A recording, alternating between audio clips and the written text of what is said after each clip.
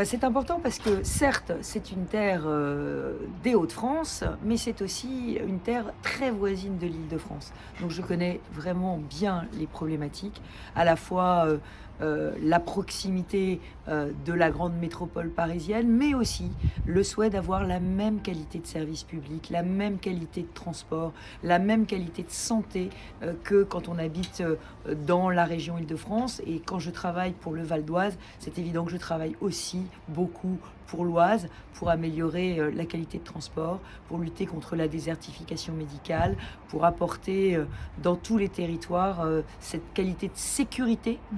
qui est importante. Vous savez que j'ai mis des gendarmes réservistes dans tous les transports de très grande couronne qui vont jusqu'à l'Oise. Donc effectivement, nous avons des problématiques qui se recoupent.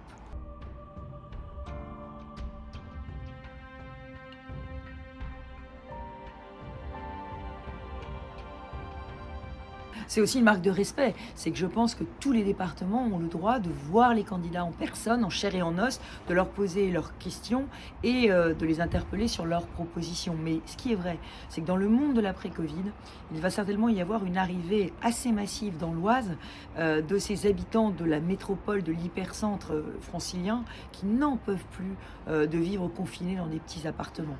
Donc ça va être beaucoup l'arrivée des télétravailleurs. Mmh. Ça va provoquer à la fois une chance pour l'Oise, parce que ça peut revitaliser des villages, éviter des fermetures de classes, réouvrir des commerces, mais ça peut aussi se traduire par une hausse des prix de l'immobilier qui risque d'exclure les habitants de l'Oise de l'accession à la propriété. C'est pour cela aussi que je travaille sur deux mesures très importantes en matière de logement. Mmh. D'abord, la priorité dans le logement social donnée aux travailleurs de première ligne de la ville.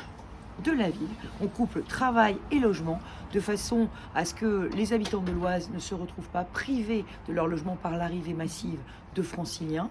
Et puis, moi je veux une France de propriétaires. Alors je sais que ça déplaît à Emmanuel Macron, il paraît que la ministre du Logement n'aime pas les maisons individuelles. Eh bien moi je suis pour une France de propriétaires. Et vous savez qu'il y a un bel instrument qui est le prêt à taux zéro. Et aujourd'hui, les prêts à taux zéro sont réservés aux zones en tension, donc plutôt aux zones urbaines. Moi, je veux étendre le prêt à taux zéro aux départements ruraux. Pourquoi? Parce qu'on voit arriver des jeunes couples dans ces territoires ruraux, et s'ils peuvent s'installer dans des maisons de ville, dans les villages, ils pourront, j'allais dire, rénover, aider à la rénovation et à la revitalisation des centres-bourgs.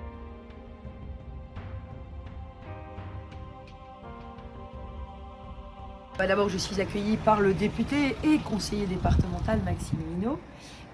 Et puis je vais rencontrer les militants qui auront souhaité me voir. Alors bien sûr, l'heure n'est pas très pratique. L'heure du déjeuner dans l'Oise, quand on travaille souvent loin de chez soi, c'est pas simple. Mais malheureusement, je n'avais que 6 semaines. Donc je n'ai pas choisi l'horaire, mais je tenais à être aujourd'hui dans l'Oise et notamment à entendre les craintes qui s'expriment, savoir quelles sont les préoccupations typiquement ici de ce territoire si proche et si loin de Paris.